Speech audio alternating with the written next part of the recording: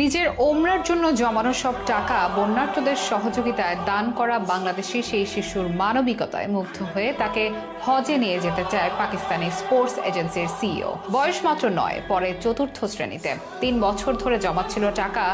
18 বছর হলেই যেতে চেয়েছিল ওমরা হজে, তবে বন্যার্তদের কষ্ট দেখে আর থেমে থাকতে পারেনি। 3 বছর ধরে জমানো টাকা ত্রাণ তহবিলে দিয়ে গেছে নিজ থেকেই।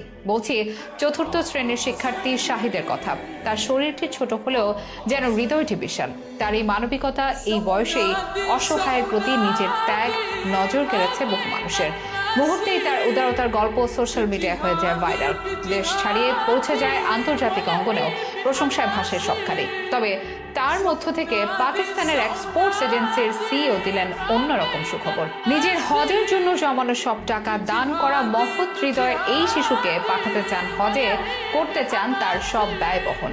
জনমনের প্রশ্ন, মানবিক হৃদয়ের অধিকারী কে এই শিশু, কি তার পরিচয়, হজের স্পন্সরের অফার পাওয়ার পরে কি ভাবছে সে এবং তার পরিবার।